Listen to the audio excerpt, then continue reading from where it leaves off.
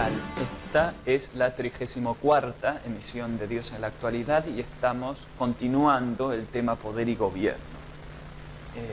Hicimos un pantallazo introductorio en la emisión anterior, en el cual, por un lado, vimos el ejemplo de Mauricio Macri con el Congreso o el mega encuentro que lo llamaban de espiritualidad, mostrando cómo un líder político, que para entonces era jefe de gobierno de la ciudad de Buenos Aires, pero probablemente también aspirando a ser presidente, lo cual llegó a ser, que introduce ese evento, de esas palabras introductorias, y de algún modo se intenta perfilar ante toda esa gente como alguien capaz de hablar sobre esos asuntos espirituales y apelar en cierta medida a la fe, lo cual es algo que está muy presente en muchos líderes políticos que hablan el discurso de la espiritualidad o de la fe. Puede considerarse que lo hacen con una actitud astuta, mayormente, de tratar de ganarse el afecto, el interés, la confianza de los potenciales votantes, o bien porque, como toda persona que cree en esas cosas y las siente y las vive así y lo comparte, también lo hacen ellos. Lo harían incluso si no fueran líderes políticos. Entonces no necesariamente con una astucia electoral o de poder. Entonces ahí es para pensarlo. Sin embargo, la instrumentación del discurso religioso siempre suele ser vista con cierta sospecha de parte de los líderes políticos, a tal punto que, como veíamos también en otros videos, muchos cristianos, pastores, sacerdotes, ven digamos, como un peligro, como un gran riesgo, que desde el lado propiamente religioso, sacerdotal o pastoral, haya un involucramiento directo, explícito, con ciertos candidatos, con ciertos partidos. Consideran que es como una corrupción. Incluso un pastor norteamericano decía que el pastor se prostituye a sí mismo si se mete en esas cosas. O sea, están vistas como un territorio sucio, como un territorio demasiado ajeno al amor cristiano o al servicio cristiano o a la proclamación del Evangelio del Reino. Eso merece ser problematizado. Y también la cuestión del poder sin necesaria conexión con el gobierno a nivel estatal. Tanto puede hablarse de los que se llaman poderes fácticos, a nivel global incluso, como pueden ser los altos mandos de los bancos, de las grandes corporaciones empresariales, y a su vez las élites, como veíamos en el video de la emisión anterior, hablando del Club Bohemio en California, en Estados Unidos, donde se sabe por los investigadores que han concurrido desde hace décadas los más importantes líderes de la política y de la cultura norteamericana.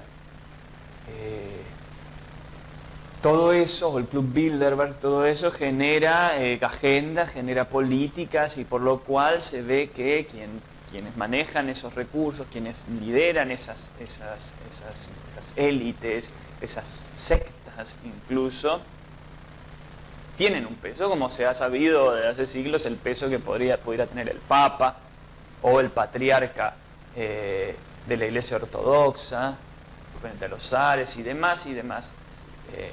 O sea que quienes tienen recursos económicos, quienes tienen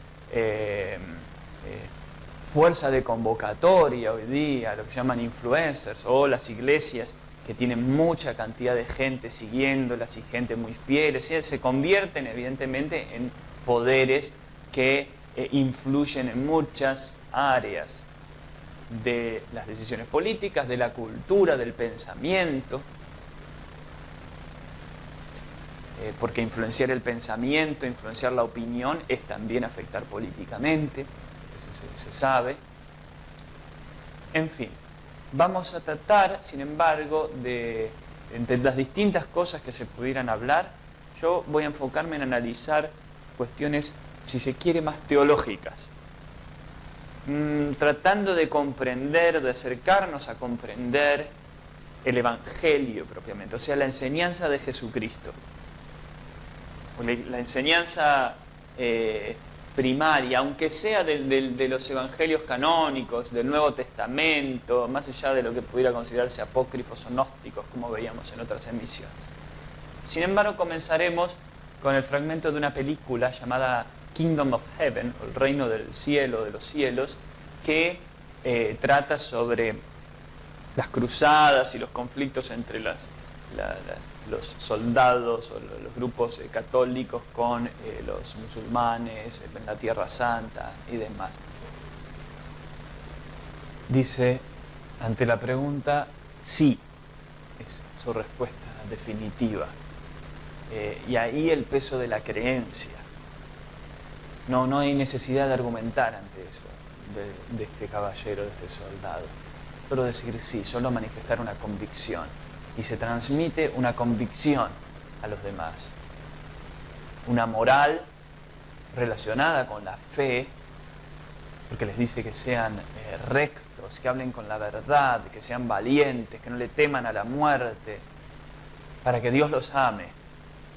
Y así también lo que hagan tenga recompensa eterna y sean protegidos, resguardados, bendecidos por Dios, que cuiden a los desvalidos, a los débiles. Hay una ética del soldado relacionada con la fe, de la cual se está convencido y el líder transmite esa convicción. Y se vuelve ahí un líder militar, político y espiritual. En este caso vinculado con el cristianismo. Y también se puede ver la influencia que tiene, como decíamos, y qué poder es, se sabe, Hollywood, o el arte en sí, pero también el arte ligado con la economía, la gran industria económica que permite que sean cosas de otra calidad, con otros recursos y de una difusión internacional, llegar a mucha más gente. Y en este caso, tratando un tema basado en la historia antigua, en la historia medieval, pero es evidente que habla a la contemporaneidad, en particular a la gente del Medio Oriente, a los conflictos actuales en relación con la tierra, con el derecho sobre la tierra, con los edificios sagrados, con la preservación de los espacios de cada cultura, de cada pueblo, con sus tradiciones y su fe. Este líder plantea un discurso de respeto, de tolerancia hacia los reclamos de las distintas tradiciones respecto a esa tierra y de cuidado de la gente por sobre todas las cosas. Luego se habla de la importancia de generar un ejército para defender ciertos valores, cierto criterio. Y esto viene acá a ser representado por un personaje cristiano. Se le ve la cruz ahí, es un cruzado. Entonces, pretende ser de alguna manera esto un modo cristiano de ejercer la política, que no se desentiende, si se quiere, de la violencia en el sentido bélico, sino que ve la formación de guerreros y de un ejército como un modo de defender a los pobres, a los desvalidos, a la gente que se va a dedicar a otras labores, de defenderla contra quienes atentan contra el bien de la cultura, contra el bien de la sociedad.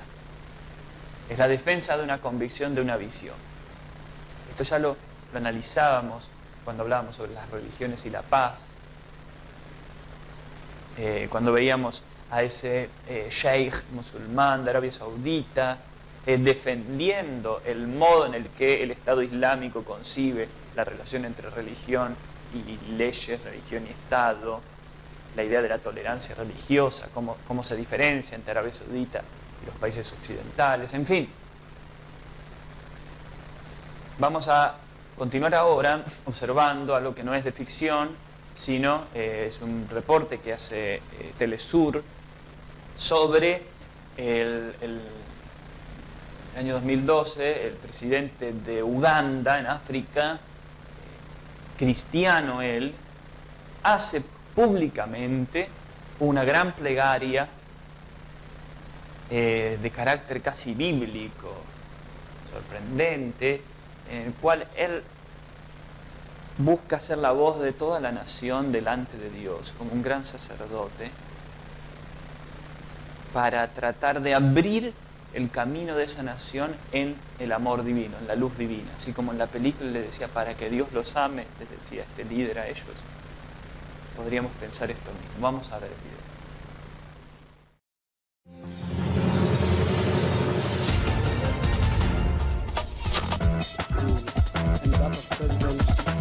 Este hombre llamado Yoweri Museveni, presidente de Uganda, ha pronunciado un discurso con un cariz totalmente diferente en una de las reuniones más importantes de su país.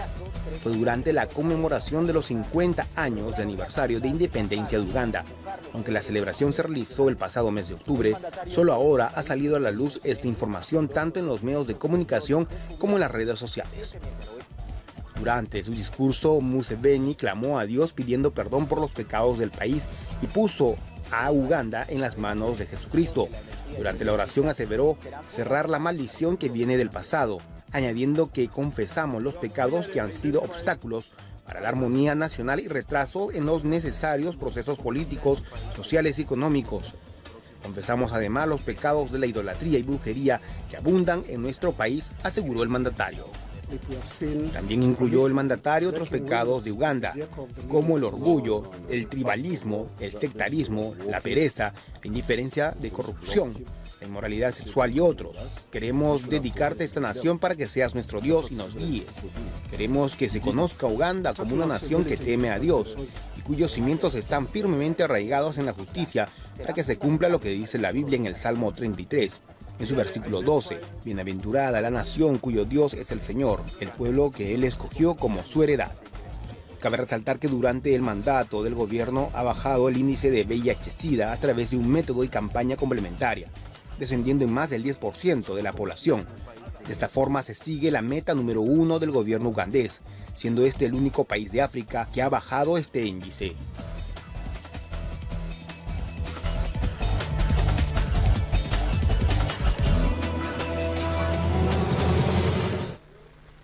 Me disculpo que antes dije que era de Telesur, ¿no? Betel Informa, un programa informativo cristiano que toma imágenes de Telesur y de otro noticiero más. Y relata esta situación en el año 2012, fines de 2012, de Uganda, en la cual el proyecto político está muy vinculado con la fe cristiana y con una disposición de recibir gracia, recibir bendición de Dios sobre la nación, teniendo una especial actitud de arrepentimiento, de entrega. Esto tiene resonancias como decía, con el Antiguo Testamento, con la actitud de los reyes de Israel, de esos antiguos gobernantes. Pensemos en David, o en Salomón, o en otros reyes, en particular con aquellos reyes en la tradición de Israel que decidían seguir a Jehová y que su reino fuera consagrado a Jehová luego de que reyes anteriores se hubiesen vuelto paganos. Y según escriben los profetas, la nación entera recibía maldición y toda clase de problemas a causa de ese desvío, de esa corrupción. Y estos reyes se arrepentían públicamente y buscaban una renovación y recibir nuevamente el favor divino. ¿Por qué? Porque ese favor divino, esa bendición, repercutía en todos los ámbitos de la sociedad.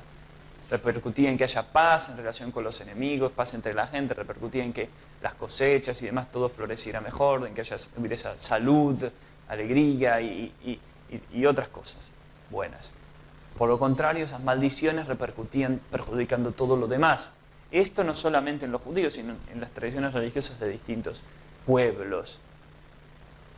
Ahora, uno podría pensar que todas esas supersticiones ya no son tenidas, o las llamadas supersticiones no son tenidas en cuenta por los gobiernos actuales, y que si algunos las tienen son personas extrañas y peligrosas. Ahora bien, ¿son necesariamente ejemplos el presidente de Uganda o últimamente se habla mucho de Bolsonaro o de Donald Trump, que también tienen discursos muy cristianos o que se adhieren al cristianismo en algunas de sus palabras? ¿Vale tenerlos como ejemplos de líderes que encarnan un vínculo entre fe religiosa y conciencia política? Bueno, yo creo que tal vez eso era lo que los que hablaban en los videos de la emisión anterior querían prevenir. Que resultaran esas personas siendo ejemplo para los no creyentes, ejemplo de lo que es un cristiano o de lo que es ser cristiano en la política, y que opacaran la figura pura y total de Jesús. De tal modo que incluso si estos otros fallaran, se equivocaran o hicieran cualquier otro tipo de cosas, o incluso perversas o anticristianas, empañaran la imagen del Evangelio ante los no creyentes. Ese es el gran problema. Bueno, vamos entonces a profundizar sobre Jesús. Pero antes voy a mostrar el fragmento de un sermón de un pastor que se llama Amir. Es un pastor, digamos, judío cristiano, judío converso, que hace un muy interesante sermón bajo el título Los Illuminati y el gobierno mundial, que se enlaza con lo que veíamos en la misión anterior. Es muy recomendable, si lo buscan, Los Illuminati y el gobierno mundial. Hace un recorrido por estas cuestiones muy interesante, dando el enfoque cristiano, y yo tomé los minutos finales, donde señalan algo que conviene ser pensado en este tema nuestro. Vamos a ver. 2 Thessalonians 2 says, "For the mystery of lawlessness is already at work. Since the creation of the world, the mystery of lawlessness was there. However, only he who now restrains will do so until he is taken out of the way." He, the Holy Spirit, God's presence in the world, us, the temples of God, as long as we are here, he is restrained. He cannot do anything. He can try, but the minute we will be taken, they will say hallelujah, because the population is reduced. They will say great, and then he will show up. And then, with all of his power, the Bible says, and then lawless one will be revealed, whom the Lord will consume with his breath of his mouth. And this is it, guys.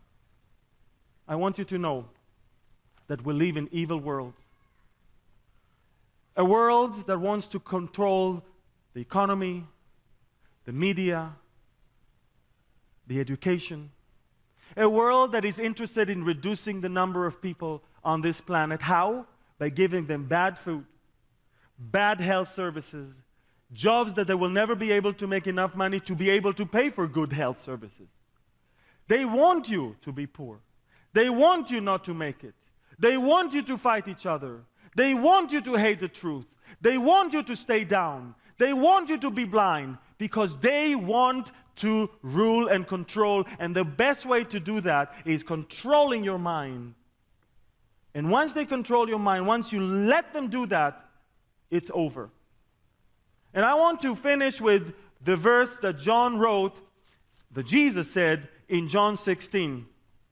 "These things I have spoken to you, that in me you may have peace." Not in the world, in me. Not in the wealth, in me. Not in the health, in me. Not in the pleasures of the world. Not in the stars of the media. Not in the stars of the entertainment. Not in Hollywood. Not on TV. Not on radio. In me you will have peace. And then he says, "In this world you will have tribulation, great tribulation.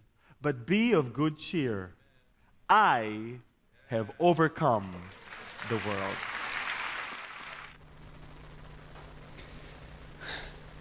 Yo he vencido al mundo, dijo Jesús, por tanto, ustedes en mí pueden estar en paz, pueden estar confiados, pueden tener paz, pueden estar tranquilos, porque mi poder es mayor que el poder de quien dirige este mundo. De hecho, se mencionaba en la emisión anterior, lo mencionaba el pastor norteamericano, cuando esta declaración de Jesús que le hizo ante Poncio Pilato, mi reino no es de este mundo.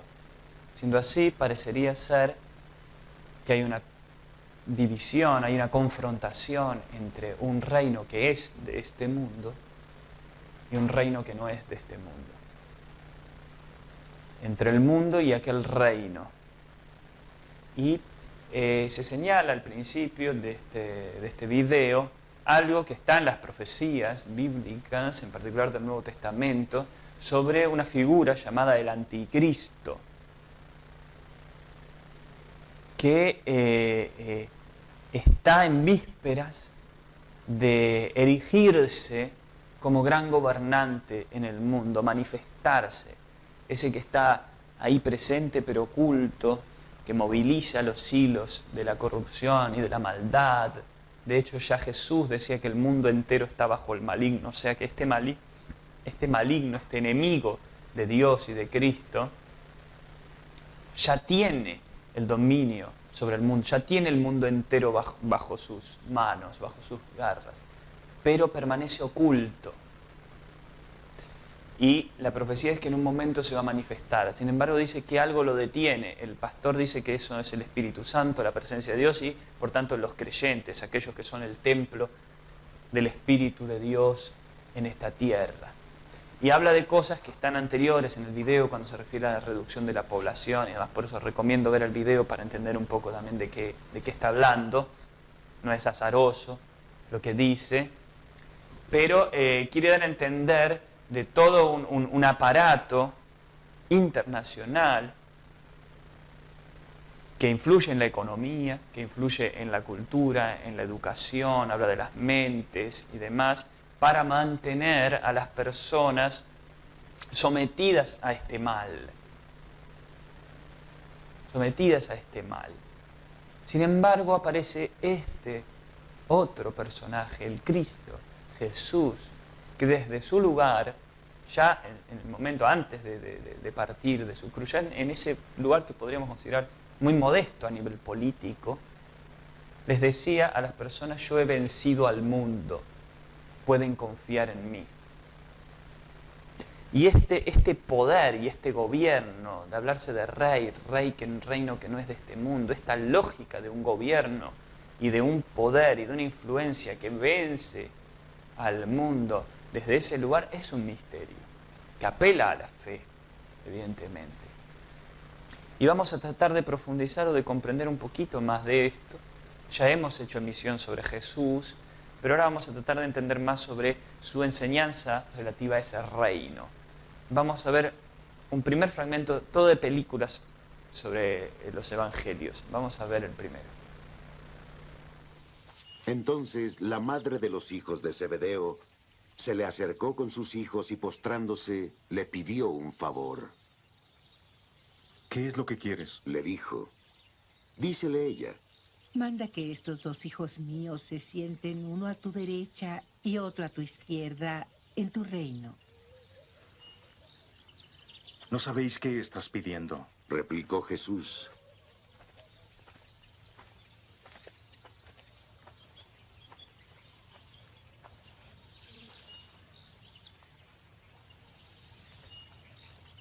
¿Podéis beber la copa que voy a beber?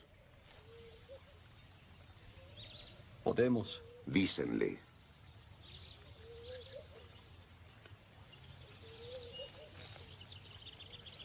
Díceles Jesús.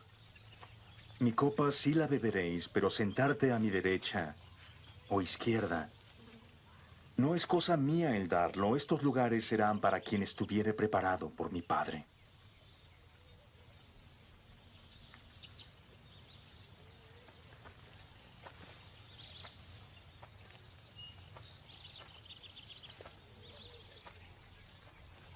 Al oír esto, los otros 10 se indignaron contra los dos hermanos.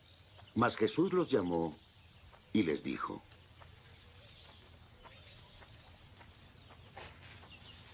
Los jefes de los pueblos les hacen sentir su dominio. Y los grandes les hacen sentir su poder. No ha de ser entre vosotros. El que quiera llegar a ser grande entre vosotros será vuestro servidor. Y el que quiera ser el primero será vuestro esclavo. Como el Hijo del Hombre no ha venido a ser servido, sino a servir y a dar su vida como rescate por muchos. Tenemos entonces en este ejemplo del Evangelio estos dos discípulos de Jesús que vienen con la mamá y que le reclaman o le piden el favor a Jesús, a ver si pueden arreglar un puestito, que les den un puesto, no un puestito menor, dice a la derecha o a la izquierda, o sea, como si fueran los principales ministros en ese reino que ellos suponían que iba a establecerse sobre la tierra. Ya trataban de señar, de comprar su lugar, su puesto, de que Jesús ya les prometiera eso. ¿Por qué? Porque es este temor de las personas de no quedarse atrás, de que no les toque la presa más pequeña del pollo, ¿no? Que no les toque la parte menos sustanciosa, que no les toque de pronto estar por debajo de otro, sino tener el control, tener el dominio para poder hacer lo que ellos quieran, para poder disfrutar y tener todo. Entonces Jesús trata de ubicarlos, a todos, porque generó eso una indignación, dicen de todos, como si estos nos quieren gobernar, ¿quiénes se creen que son? Los trata de ubicar a todos, primero entendiendo que hay una lógica en la que funcionan los hombres y el mundo, que es distinta a la del reino de Dios, a la que quiere enseñar Jesús. Dice, en este mundo los gobernantes quieren hacer sentir que son gobernantes, que son grandes, que son los que tienen el poder. Necesitan continuamente convencer y reconvencer a los otros de que ellos son los que merecen ser temidos, los que merecen ser obedecidos. Ellos son los grandes y por eso lucen sus ejércitos, lucen sus riquezas, usan la violencia, para que nadie se olvide de quién es el que manda. Y hay un deseo de ocupar, y todos los odian a esos, pero a su vez desean ocupar el mismo puesto para seguir haciendo lo mismo. Ese veneno en el corazón de los hombres, y eso trae males. Entonces Jesús les dice algo, y es que entre ustedes no va a ser igual. Si ustedes quieren funcionar en el reino de Dios, quieren seguir mi camino, tienen que entregarse al servicio. Si ustedes van en busca del primer puesto y de la grandeza, van a terminar de abajo de todo. Imítenme a mí, que vine a servir y no a ser servido, dice. Y a entregar mi vida en rescate por muchos, dice Jesús. Ahora, ¿por qué esto de que si quieren ser grandes van a ser pequeños? Esto va en relación con lo que dice Jesús, yo he vencido al mundo. O sea que para haber vencido al mundo, tuvo que haber vivido de cierta manera. Una manera totalmente distinta al mundo. Y haber tenido ese poder. Ese poder que viene de Dios, ese poder espiritual. Entonces, si el ser humano, hablándoles a los discípulos, si ustedes asumen esa lógica ambiciosa de querer llegar ahí arriba y de poder manifestar que son superiores y la violencia y la riqueza y demás, van a perder el poder que vence al mundo, el poder del reino de Dios.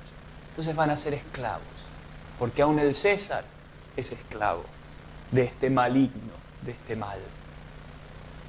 La única manera de vencerlo es a través de este camino del reino y que se logra humillándose, se logra siendo siervo de todos, se logra entregándose, dándose.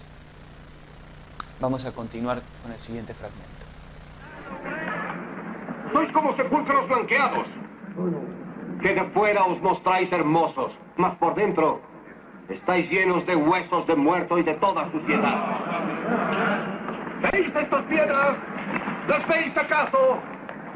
De cierto os digo que no será dejada aquí piedra sobre piedra. Todo será destruido.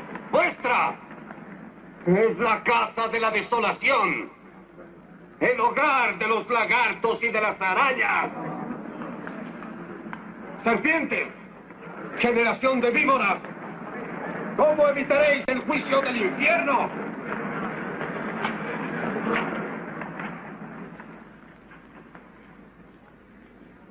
No me veréis más aquí. No hasta que aprendáis a decir: bendito el que viene en el nombre del Señor. Ya que yo y mi Padre somos uno y el mismo. Claramente Jesús se presenta ante los sacerdotes y ante todos como aquel enviado de Dios. Bendito el que viene en el nombre del Señor, el ungido, el Mesías, el Cristo, que es igual a Dios. Ahora, tiene algo que decirles, emite un juicio sobre ellos. Los llama generación de víboras, da a entender que no los aprueba para nada. Y habla del juicio y habla de la destrucción de ese espacio. Ahí también se ve, en el caso de Jesús, en su tiempo, la fuerza política o su manera de vincularse con esas personas. No podríamos decir que era apolítico en el sentido de que se mantuviera neutral o al margen, de que no expresara opinión, de que no quisiera jugárselas, de que no quisiera tener a nadie en contra, de que no quisiera hacer sentir herido a nadie. No. Y esto es importante también, porque no se trata solo de gente que piensa distinto y que tiene distinta ideología, distintas creencias. No es Jesús diciendo, bueno, ustedes piensan distinto, ustedes son generación de víboras, nosotros somos de esto, vivamos juntos. No, no, no. Él da a entender claramente qué corresponde al reino de Dios y su justicia y qué no. Y esto es importante porque la política se suele asumir como algo terrenal, con cuestiones que corresponden a esta vida, administrar los cuerpos, como dice, ¿no? La religión administra las almas o vela por el bien de las almas y la política por el bien de los cuerpos. Es muy errado pensarlo así. Porque una mala política atenta también contra las almas. Y una buena conciencia espiritual religiosa beneficia a los cuerpos. También, aparte de las almas. Entonces, Jesús no se interesa porque permanezcan valores culturales, como el templo, por ejemplo, el templo de Jerusalén. Y desde un lado puramente mental, uno puede decir, no, pero él es demasiado radical, no está entendiendo la importancia que esto tiene para una tradición, para el pueblo judío, porque sí, hay cosas que están mal, pero en realidad, no. Él entiende que la prioridad es que un pueblo sea santo y camine en la rectitud de Dios. Y si no tiene eso, todo lo demás y toda la hipocresía y todo lo que luce un sistema religioso, sus templos, sus edificios, sus sistemas, es nada. Merece ser destruido y comenzar desde cero. Entonces acá vamos viendo una radicalidad. En la mención anterior alguien decía, la Biblia no es de derechas ni de izquierdas. Podemos pensar que no lo es en el sentido como las personas actualmente quieren asumir que se es de derecha o de izquierda. No lo vamos a encerrar a Jesús en lo que nosotros asumimos que es derecha o izquierda. Pero sí que Jesús en este caso no vela por la permanencia de los poderes ya constituidos o de la tradición ya constituida, sino que llama a un cambio total, pero un cambio que nace de la raíz espiritual. Que si eso es sanado, todo lo otro va a ser validado. Vamos al siguiente fragmento. 8, 19, 20. Es todo lo que tengo. ¿Cómo que es todo lo que tienes? Ay de ustedes, los ricos, pues ya tuvieron su alegría.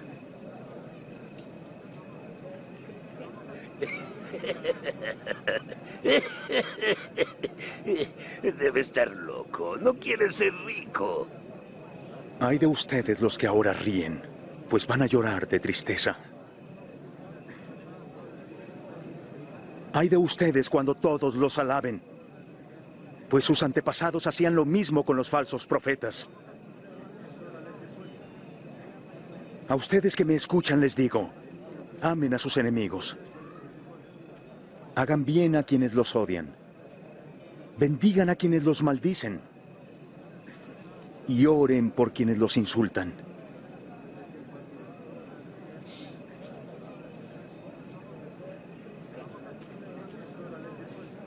Si alguien te pega en una mejilla, ofrécele la otra también.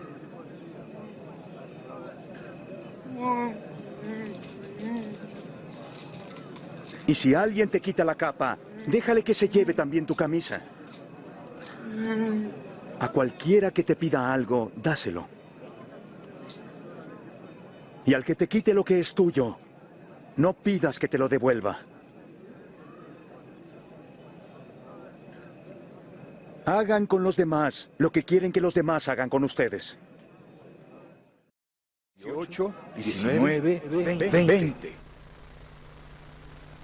A ver, Jesús hace referencia a un futuro. Cuando les dice en el fragmento anterior a los sacerdotes, ¿cómo escaparán del fuego del infierno o del castigo del infierno? Habla de lo que se suele llamar el juicio. El juicio que señala también que no todo se termina con la muerte. Que ante la muerte no da igual la vida de cada uno. No es que es igualadora, que da igual si uno haya sido bueno o malo, si uno haya actuado bien o mal, total, todos morimos. No. Finalmente no hay nada. No. Él está hablando de que hay un juicio. Y por eso acá también les dice, ustedes que ahora ríen, luego llorarán. O sea, les está diciendo, cuidado. No crean que la fiesta les va a durar mucho. Ahora pueden tener todo esto. Ahora pueden estar ahí en sus posiciones, asegurados, parece que no pasa nada y que tienen su dominio. Pero habrá un juicio y ustedes no van a escapar del castigo. Y esto también es el gran acto político en Jesús. Él, como rey del otro reino, como rey divino, como enviado de Dios, asume una postura de, como se dice, hombre de a pie, desligado de todas esas estructuras, liberado de todo eso. Y el poder y la autoridad que él maneja viene de otro lugar. Y le dicen, no me verán más, les dice en el fragmento anterior, hasta que digan bendito el que viene en el nombre del Señor. O sea que también se habla de una ausencia, de una distancia que toma ante todo esto. Decir que él da un tiempo para que ellos decidan y que después volverá para juzgar o para efectuar el juicio. Eso también evidencia que no hay un apresuramiento o una voluntad de tomar las cosas apresuradamente, que no se pierde. Jesús, o el Evangelio, da a entender que Jesús, incluso muriendo en la cruz, no perdió. Por lo contrario, venció al mundo, no perdió. Por lo contrario, se dice que le ganó a la muerte, le ganó al mal. Ese es el gran misterio también que enseña el Evangelio. Y acá Jesús hace una apología, si se quiere, a nivel de la mente mundana y de la política mundana, una apología de la derrota, del fracaso, de la pérdida y de la pobreza. Y de la pobreza. Se supone que un buen pensamiento político alienta a la prosperidad y a la seguridad y a la comodidad y a defender lo que es propio, como dice la defensa de la propiedad privada, lo que es justo. Sin embargo, Jesús cuestiona las riquezas, cuestiona el afán por las riquezas y enseña, dice, amen al enemigo, no paguen a nadie mal por mal, si alguno te pega en la mejilla, dale la otra, si se lleva tu capa, no le niegues también tu túnica, o sea, un desprendimiento y una no necesidad de defenderse, de pelear, de buscar lo propio. ¿Por qué? ¿Qué sensatez hay detrás de esto? ¿Y cómo podría ser llevada una nación con este criterio? ¿Cómo se llevaría adelante una nación con este criterio? No devolver mal por mal. Es como si uno fuese el rey de una nación y los enemigos entran y hacen un saqueo y matan un montón de gente y uno les dijera luego a la nación, bueno, sí, pero no vamos a ir a atacarlos a ellos porque Jesús nos enseñó a no devolver mal por mal. Aquí hay que amar a nuestros enemigos. Más bien pongámonos a hacer oración por ellos para que Dios los perdone y para que les vaya bien y tengan paz. Parecería algo loco. Capaz que ni los cristianos actualmente votarían a un líder así. O que si nos roban, no sé, el Fondo Monetario Internacional nos roba, démosle el doble, démosle más. Quedaría insano, quedaría algo hasta perverso, podría pensarse.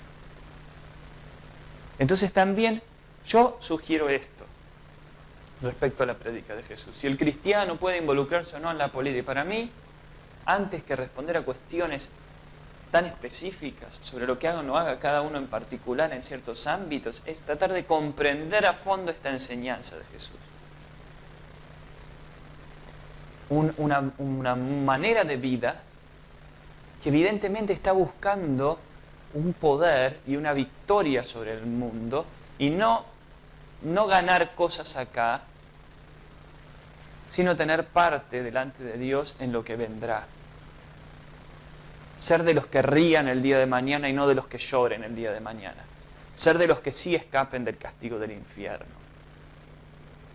Ser de los que han vencido. Entonces, quien pueda comprender esto, luego que se meta donde se vaya a meter. Pero si puede acaso ser un presidente o ser un líder y vivir según este camino y sin perder esta conciencia, bien. Vamos a ver el próximo fragmento.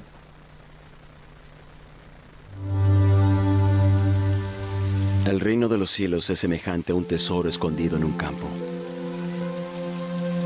el cual un hombre halla y lo esconde de nuevo. Y lleno de gozo por ello, va y vende todo lo que tiene y compra aquel campo. También el reino de los cielos es semejante al mercader que busca buenas perlas y que habiendo hallado una perla de gran precio, fue y vendió todo lo que tenía y la compró.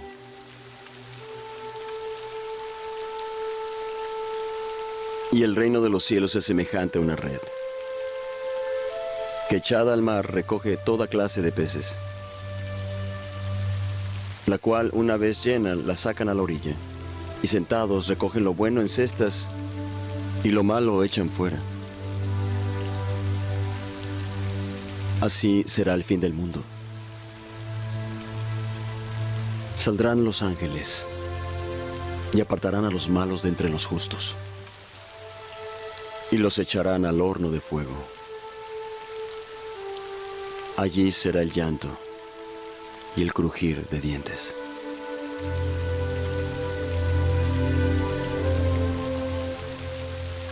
¿Habéis entendido todas estas cosas? Sí, Señor.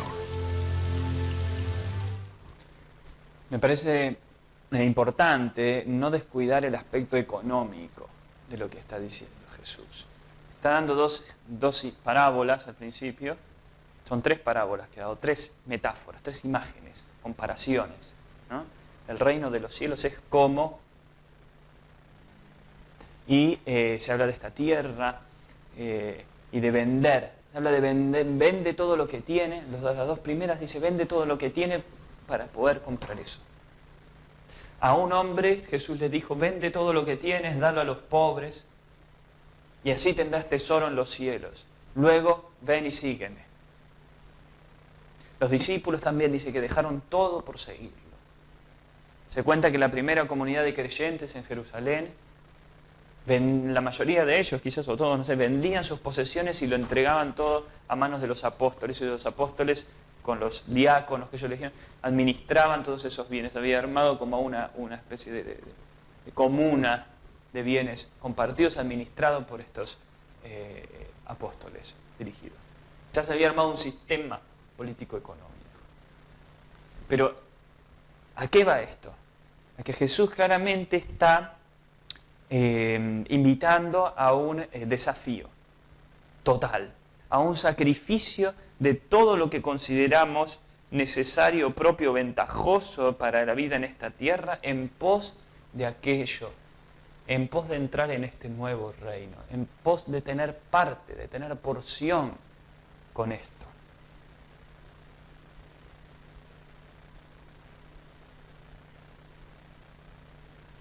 Y en la misión anterior, en el tema anterior del amor, hablábamos del amor como un gran sacrificio de transformación. Entregarse a algo, perderlo todo, entregarlo para que se cree algo nuevo. Y en este caso se habla del amor a Dios o del amor a Cristo, a este sendero. Y yo pensaría casi cuando Jesús dice, bienaventurados los pobres, porque de los tales es el reino de Dios. Pienso que son estos pobres, estos que son pobres justamente porque al que le pide la capa le dan también la túnica, porque no andan detrás de las riquezas, porque lo han vendido todo, lo han dado todo por el reino de Dios, por seguir este sendero. No han peleado por las otras cosas, no han estado viendo a ver si me dan el puesto acá o allá, porque si no, ¿qué va a pasar conmigo? Han confiado. Esos se han hecho merecedores del reino.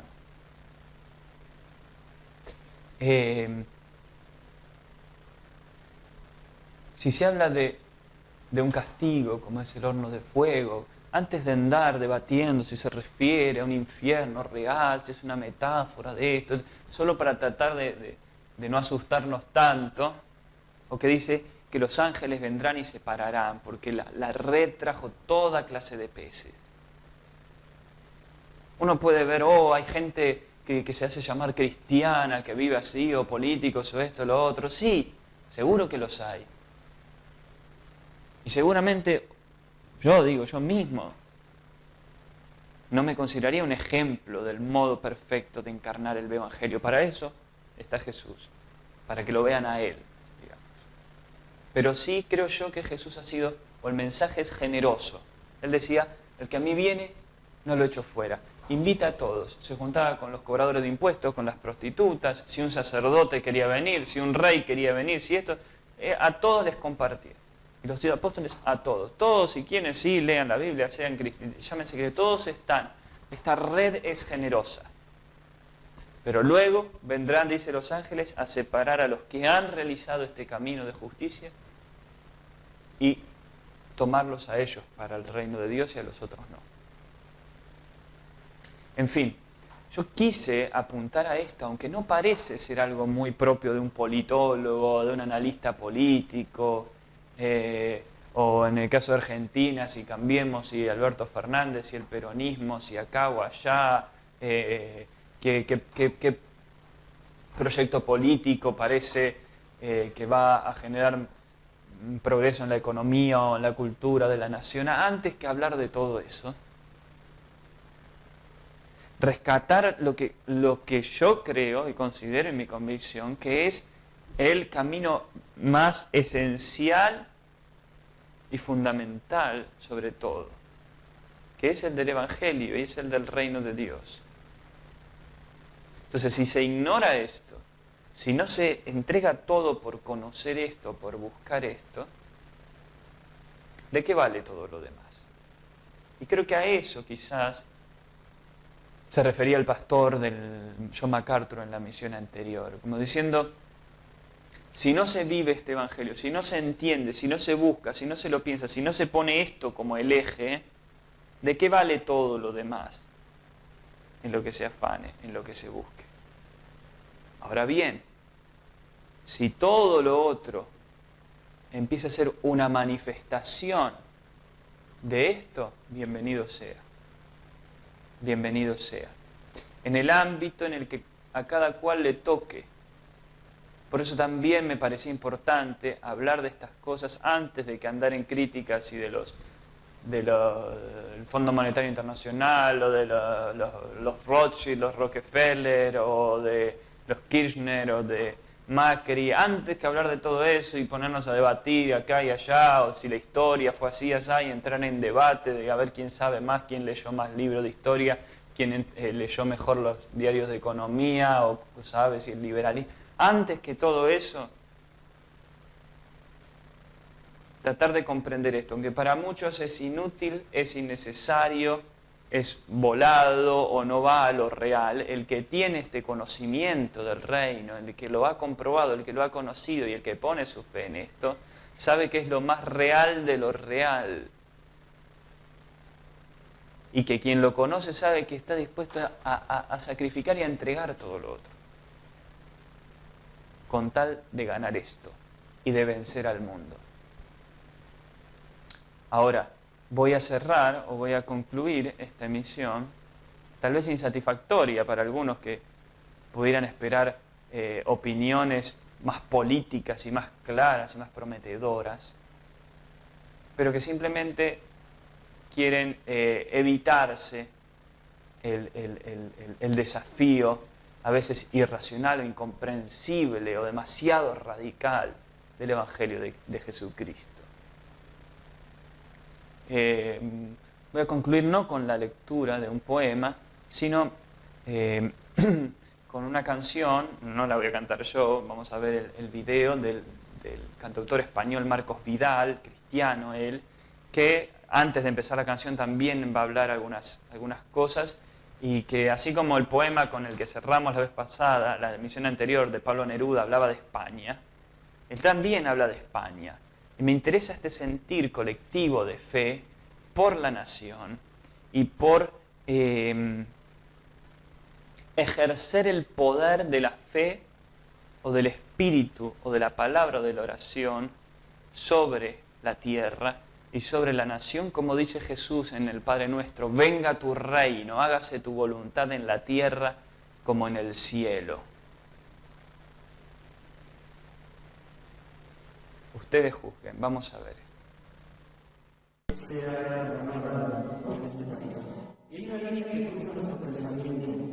Y nuestros corazones y todo este evento de principio a fin, y es el hecho de pedirle a Dios que bendiga esta nación, una nación en la que no nos va mal, pero en la que hay tantas necesidades profundas que solamente pueden encontrar respuesta en el amor de Dios y en el hecho de que su presencia sea auténtica y sea real. Por eso esto es una oración desde lo más profundo de nuestro corazón, clamando a Dios por este país, por España, que Él nos visite, que Él tenga misericordia de nuestra tierra, porque es bíblico, dice la palabra de Dios, que si mi pueblo se humillare y orare, yo escucharé en los cielos, perdonaré sus pecados y sanaré su tierra.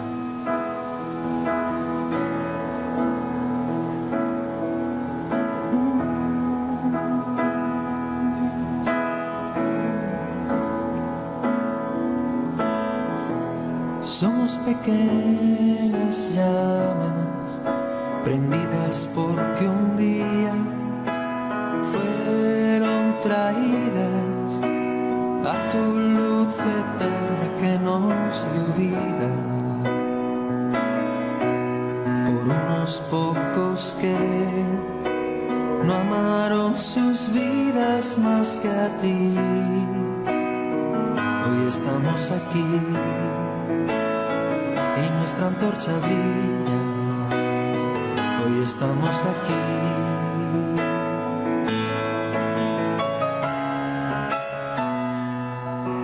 Una misma visión para un nuevo siglo, una generación que levanta a Cristo y se une en oración, clamando por España. Nuestras posesiones, nuestros corazones pertenecen al Señor de señores, no importa el precio, salva nuestra España. Las barcas y las redes listas hoy están.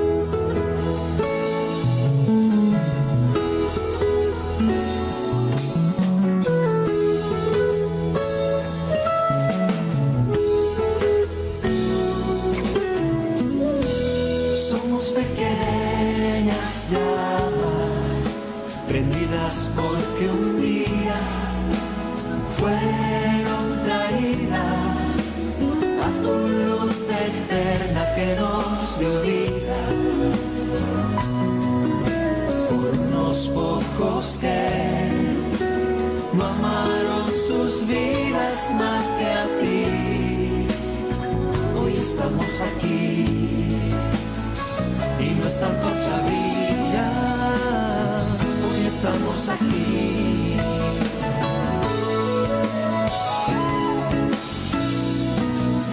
Una misma misión para un nuevo siglo, una generación que levanta a Cristo y su oración, clamando por España. Nuestras posesiones, nuestros corazones pertenecen al Señor de señores, no importa el precio, salva nuestra España. Las barcas y las redes listas hoy están. Una misma misión para un nuevo siglo, una generación que levanta a Cristo y su oración, clamando por España. Nuestras posesiones, nuestros corazones pertenecen al Señor de señores, no importa el precio, salva nuestra España. Las barcas y las redes listas hoy están. Las barcas y las redes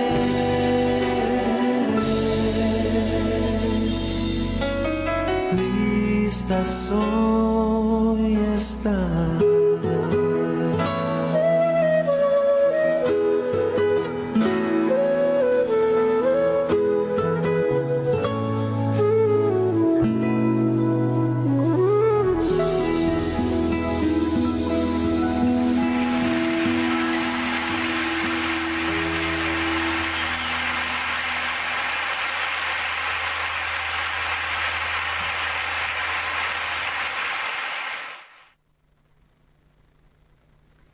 Esta oración como cierre por España, por Argentina, por el mundo entero, por la humanidad, por la tierra.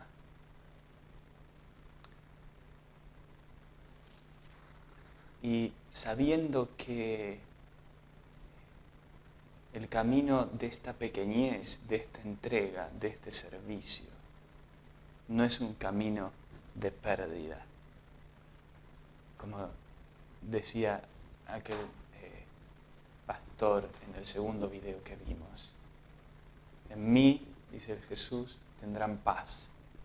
Pueden confiar, yo he vencido. Este poder puede transformar una nación, puede generar grandes cambios. Y como les dice Jesús a los discípulos, ustedes son la luz de este mundo. Él primero dijo, en tanto que yo estoy en el mundo, soy la luz de este mundo. Y luego les dice a los discípulos, ahora ustedes son la luz para este mundo, la sal para esta tierra. Entonces, no se desvíen para no perder sabor como sal, no se desvíen para que no se opaque la luz, porque si ustedes pierden eso, este mundo no tiene ninguna salvación ya. Así que mi mensaje final es que la obra política, si se quiere, más contundente que cada uno pueda hacer, en el sendero que cada uno le toque a nivel práctico, es que de fondo no pierda la sal, no pierda la luz, no se desvíe y siga ese sendero del reino que nos ha legado el Maestro. Muchas gracias.